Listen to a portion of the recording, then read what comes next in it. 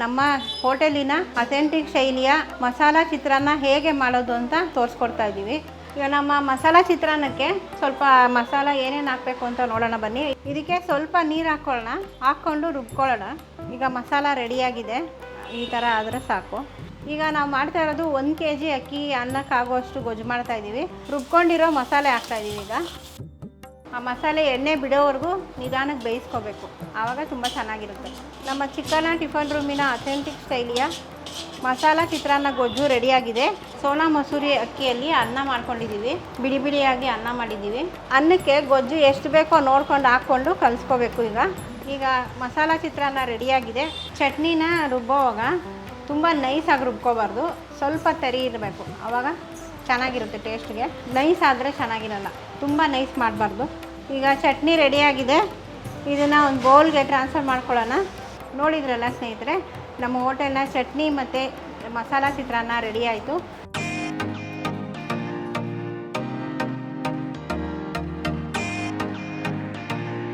ನಮಸ್ತೆ, ನನ್ನ ಹೆಸರು ಲಕ್ಷ್ಮೀ ಹೆಸರಾಜು. ನಾವು ಚಿಕ್ಕನ ಟಿಫನ್ ರೂಮಿಂದ ಮಾತಾಡ್ತಾ ಇದ್ದೀವಿ. ಇದು ನಮ್ಮ ಲೊಕೇಶನ್ ಬಂದು ಕಬ್ಬನ್ಪೇಟೆ ಮೇಯ್ನ್ ರೋಡು. ನಾವು ಬಂದು ಕಾರ್ಪೊರೇಷನ್ ಮತ್ತು ಮೈಸೂರು ಬ್ಯಾಂಕ್ಗೂ ಮಧ್ಯದಲ್ಲಿದ್ದೀವಿ. ಕಬ್ಬನ್ಪೇಟೆ ಮೇಯ್ನ್ ರೋಡಿಗೆ ಬಂದರೆ ನೀವು 30ನೇ ಕ್ರಾಸಲ್ಲಿ ನಮ್ಮದು ಬೋರ್ಡ್ ಕಾಣುತ್ತೆ, ನೀವು ಈಸಿಯಾಗಿ ಗುರುತಿಸ್ಕೋಬೋದು. ಚಿಕ್ಕನ ಟಿಫನ್ ರೂಮ್ ಬಂದು ನಾನು ಮದುವೆಯಾಗಿ ಬಂದಾಗಿಂದನೂ ಇವ್ರ ಮನೆಗೆ ನಾನು ಇದೇ ಕೆಲಸದಲ್ಲೇ ತೊಡಗಿಸ್ಕೊಂಡಿದ್ದೀನಿ. ಇದು ಒಂದು 60 ವರ್ಷ ಹಳೆ ಹೋಟೆಲ್ಲು. ನಮ್ಮ ಫ್ಯಾಮಿಲಿ ಬಿಸ್ನೆಸ್ ಥರನೇ ಇದು, ಫ್ಯಾಮಿಲಿಯವರೆಲ್ಲ ಸೇರಿ ಮಾಡ್ತಾಯಿದ್ವಿ, ಅದನ್ನೇ ಮುಂದುವರ್ಸ್ಕೊಂಡು ಬಂದಿದ್ದೀನಿ. ನಾವು ನಮ್ಮ ಚಿಕ್ಕನ ಟಿಫನ್ ರೂಮ್ನ ಮೊದಲನೇ ವಿಡಿಯೋದಲ್ಲಿ ದೋಸೆಗೆ ಏನು ಹಾಕಬೇಕು, ಯಾವ ರೀತಿ ಮಾಡಬೇಕು ಅನ್ನೋದನ್ನು ತೋರಿಸ್ಕೊಟ್ಟಿದ್ವಿ. ಅದಕ್ಕೆ ತುಂಬ ಅಪಾರವಾದ ಯಶಸ್ಸನ್ನು ಕೊಟ್ಟಿದ್ದೀರಾ, ನೀವೆಲ್ಲರೂ ಪ್ರೀತಿ ವಿಶ್ವಾಸ ಕೊಟ್ಟಿದ್ದೀರಾ. ಅದೇ ರೀತಿ ನೀವು ಕೇಳಿರೋ ಥರ ನಮ್ಮ ಹೋಟೆಲಿನ ಅಥೆಂಟಿಕ್ ಶೈಲಿಯ ಮಸಾಲಾ ಚಿತ್ರಾನ್ನ ಹೇಗೆ ಮಾಡೋದು ಅಂತ ಈ ದಿನ ನಾವು ತೋರಿಸ್ಕೊಡ್ತಾ ಇದ್ದೀವಿ. ಬನ್ನಿ ಹೇಗೆ ಮಾಡೋದು ಅಂತ ನೋಡೋಣ. ಈಗ ನಮ್ಮ ಚೆಫ್ ಅವರು ಅರವಿಂದ್ ಅವರು ನನಗೆ ಸಹಾಯ ಮಾಡೋದಕ್ಕೆ ಬಂದಿದ್ದಾರೆ. ನಮಸ್ಕಾರ, ನನ್ನ ಹೆಸರು ಅರವಿಂದ್ ಅಂತ. ಈ CTR ಗ್ರೂಪಿಂದ ಸುಮಾರು ವರ್ಷಗಳಿಂದ ಕೆಲಸ ಮಾಡ್ತಾಯಿದ್ದೀನಿ. ಮೈನ್ ಸ್ಟೇಜ್ ಚೆಫ್ ಆಗಿ ನಾನು ಕೆಲಸ ಮಾಡ್ತಾಯಿದ್ದೀನಿ. ಗ್ರಾಹಕಗೋಸ್ಕರ ಈಗ ನನಗೆ ಮಸಾಲ ಚಿತ್ರಾನ್ನ ರೆಸಿಪಿನೇ ಈಗ ತೋರಿಸ್ತೀನಿ ನಾನು. ಈಗ ನಮ್ಮ ಮಸಾಲ ಚಿತ್ರಾನ್ನಕ್ಕೆ ಸ್ವಲ್ಪ ಮಸಾಲ ಏನೇನು ಹಾಕಬೇಕು ಅಂತ ನೋಡೋಣ ಬನ್ನಿ. ಈಗ ಮೊದಲಿಗೆ 1 ಹಿಡಿ ಕಟ್ ಮಾಡಿರೋ ತೆಂಗಿನಕಾಯಿ, 1 ಉಂಡೆ ಬೆಳ್ಳುಳ್ಳಿ, 1 ಇಂಚು ಶುಂಠಿ, 1 ಇಂಚು ಚಕ್ಕೆ, 7 ರಿಂದ 8 ಲವಂಗ, 1 ಸ್ಪೂನು ಧನಿಯಾ ಪುಡಿ. ಇದಕ್ಕೆ ಸ್ವಲ್ಪ ನೀರು ಹಾಕ್ಕೊಂಡು ರುಬ್ಕೊಳ್ಳೋಣ. ಇದು ತುಂಬ ನುಣ್ಣಗೂ ಅಲ್ಲ, ನಾರ್ಮಲಾಗಿ ಪೇಸ್ಟ್ ಮಾಡ್ಕೊಳ್ಳೋಣ. ಈಗ ಮಸಾಲ ರೆಡಿಯಾಗಿದೆ, ಈ ಥರ ಆದರೆ ಸಾಕು. ಈಗ ನಾವು ಮಾಡ್ತಾ ಇರೋದು 1 kg ಅಕ್ಕಿ ಅನ್ನಕ್ಕಾಗೋಷ್ಟು ಗೊಜ್ಜು ಮಾಡ್ತಾಯಿದ್ದೀವಿ. ಅದಕ್ಕೆ 1/4 kg ಎಣ್ಣೆ ಹಾಕ್ಕೊಂಡಿದ್ದೀವಿ. 1 ಸ್ಪೂನ್ ಸಾಸಿವೆ ಸಿಡಿದ ಮೇಲೆ 1 ಸ್ಪೂನ್ ಕಡಲೆಬೇಳೆ, 1 ಸ್ಪೂನ್ ಉದ್ದಿನಬೇಳೆ ಮತ್ತು 1 ಸ್ಪೂನ್ ಜೀರಿಗೆ ಹಾಕ್ತಾಯಿದ್ದೀವಿ. ಸ್ವಲ್ಪ ಕರಿಬೇವು, 100 ಗ್ರಾಮ್ ಹಸಿಮೆಣಸಿನ್ಕಾಯಿ,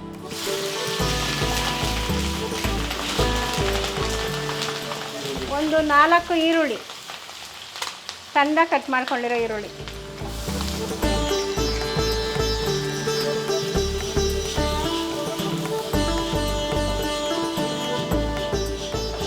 ಒಂದು ಅರ್ಧ ಸ್ಪೂನ್ ಅರಿಶಿನ ಹಾಕ್ತಾಯಿದ್ದೀವಿ. ರುಬ್ಕೊಂಡಿರೋ ಮಸಾಲೆ ಹಾಕ್ತಾಯಿದ್ದೀವಿ.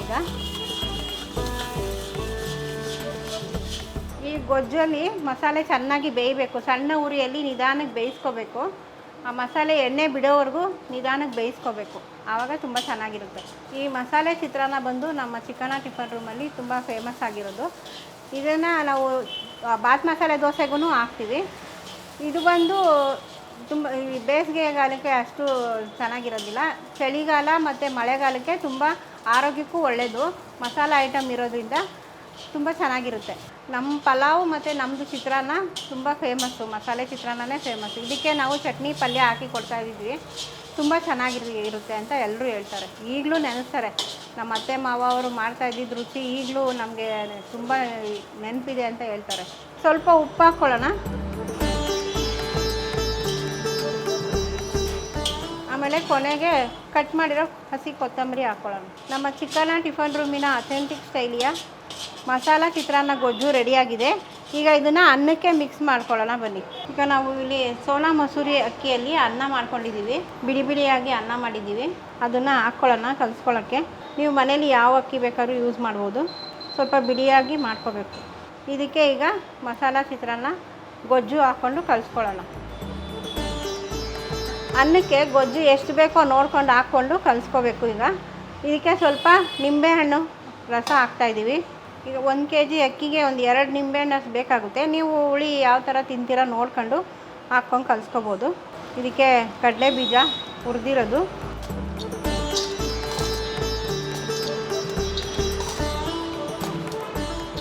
ಈಗ ಮಸಾಲ ಚಿತ್ರಾನ್ನ ರೆಡಿಯಾಗಿದೆ. ಇದನ್ನು ಪ್ಲೇಟ್ಗೆ ಸರ್ವ್ ಮಾಡ್ಕೊಳ್ಳೋಣ.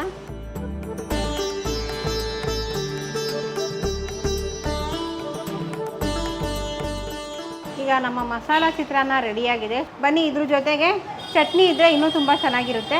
ಅದನ್ನು ಹೇಗೆ ಮಾಡೋದು ಅಂತ ನೋಡೋಣ ಬನ್ನಿ. ಮೊದಲಿಗೆ ಕಡಲೆ ಹಾಕ್ಕೊಳ್ಳೋಣ, 200 ಗ್ರಾಮ್. ಒಂದು ಸ್ವಲ್ಪ ಕಟ್ ಮಾಡಿರೋವಂಥ ಅರ್ಧ ಹಿಡಿ ತೆಂಗಿನಕಾಯಿ, ಮೆಣಸಿನ್ಕಾಯಿ ನೀವು ಖಾರ ಎಷ್ಟು ಬೇಕೋ ನೋಡ್ಕೊಂಡು ಹಾಕ್ಕೊಳ್ಳಿ. ಒಂದು 5-6 ಹಾಕಿದ್ದೀನಿ ನಾನು. ಅದಕ್ಕೆ 1 ಪೀಸು ಶುಂಠಿ, 2-3 ಪೀಸು ಬೆಳ್ಳುಳ್ಳಿ, ಇದಕ್ಕೆ ಹುಣಸೆಹಣ್ಣು, ಸ್ವಲ್ಪ ರುಚಿಗೆ ತಕ್ಕಷ್ಟು ಉಪ್ಪು. ಇದಕ್ಕೆ ಸ್ವಲ್ಪ ನೀರು ಹಾಕ್ಕೊಂಡು ರುಬ್ಕೊಳ್ಳೋಣ. ಇದು ಸ್ವಲ್ಪ ತರಿಯಾಗಿ ರುಬ್ಬಿದ ಮೇಲೆ ಲಾಸ್ಟಲ್ಲಿ ನಾವು ಕೊತ್ತಂಬರಿ ಹಾಕ್ಕೊಂಡು ರುಬ್ಕೋಬೇಕು. ಸ್ವಲ್ಪ ನೀರು ಹಾಕ್ಕೊಳ್ಳೋಣ, ಸ್ವಲ್ಪ ಕೊತ್ತಂಬರಿ ಹಾಕ್ಕೊಳ್ಳೋಣ. ಈಗ ಚಟ್ನಿ ರೆಡಿಯಾಗಿದೆ. ಇದನ್ನು ಒಂದು ಬೌಲ್ಗೆ ಟ್ರಾನ್ಸ್ಫರ್ ಮಾಡ್ಕೊಳ್ಳೋಣ. ಆಮೇಲೆ ನಿಮಗೆ ಯಾವ ಕನ್ಸಿಸ್ಟೆನ್ಸಿಗೆ ಬೇಕೋ ನೀರು ಹಾಕ್ಕೊಂಡು ಮಿಕ್ಸ್ ಮಾಡ್ಕೋಬೋದು. ಚಟ್ನಿನೂ ರೆಡಿ ಇದೆ. ಬನ್ನಿ ಈಗ ಇದಕ್ಕೆ ಸರ್ವ್ ಮಾಡ್ಕೊಳ್ಳೋಣ. ನೋಡಿದ್ರಲ್ಲ ಸ್ನೇಹಿತರೆ, ನಮ್ಮ ಹೋಟೆಲ್ನ ಚಟ್ನಿ ಮತ್ತು ಮಸಾಲ ಚಿತ್ರಾನ್ನ ರೆಡಿ ಆಯಿತು. ಹೇಗೆ ಮಾಡೋದು ಅಂತ ನೀವು ನೋಡಿದ್ದೀರ. ನೀವು ಟ್ರೈ ಮಾಡಿ ಮನೇಲಿ ಹೇಗೆ ಬಂತು ಅಂತ ಕಮೆಂಟ್ನಲ್ಲಿ ತಿಳಿಸಿ. ಈಗ ಟೇಸ್ಟ್ ಮಾಡೋಣ, ಹೇಗೆ ಬಂದಿದೆ ಅಂತ ಚೆಕ್ ಮಾಡೋಣ.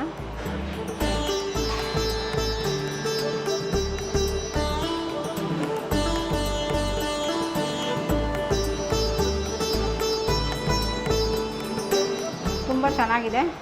ನೀವು ಹೇಗೆ ಬಂದು ಅಂತ ನಮಗೆ ಕಮೆಂಟ್ ಮಾಡಿ ತಿಳಿಸಿ. ಇದೆಲ್ಲ ಏನು ಜಾಸ್ತಿ ಇಂಗ್ರೀಡಿಯೆಂಟ್ಸ್ ಇಲ್ಲ, ನಿಮ್ಮ ಮನೆಯಲ್ಲೇ ಸಿಗೋವಂಥ ಐಟಮ್ಸ್ನ ಬಳಸ್ಕೊಂಡು ಮಾಡೋವಂಥದ್ದು. ನೀವು ಒಂದು ಸಲ ಮಾಡಿದ್ರೆ ನೀವು ಮತ್ತೆ ಮಾಡ್ಕೊತಾ ಇರ್ತೀರ, ಆ ಥರ ಇರುತ್ತೆ. ರುಚಿ ತುಂಬ ಚೆನ್ನಾಗಿರುತ್ತೆ. ಮತ್ತು ನಾವು ಇನ್ನೊಂದು ರೆಸಿಪಿಯೊಂದಿಗೆ ನಿಮ್ಮ ಮುಂದೆ ಬರ್ತೀವಿ. ನಮಸ್ಕಾರ.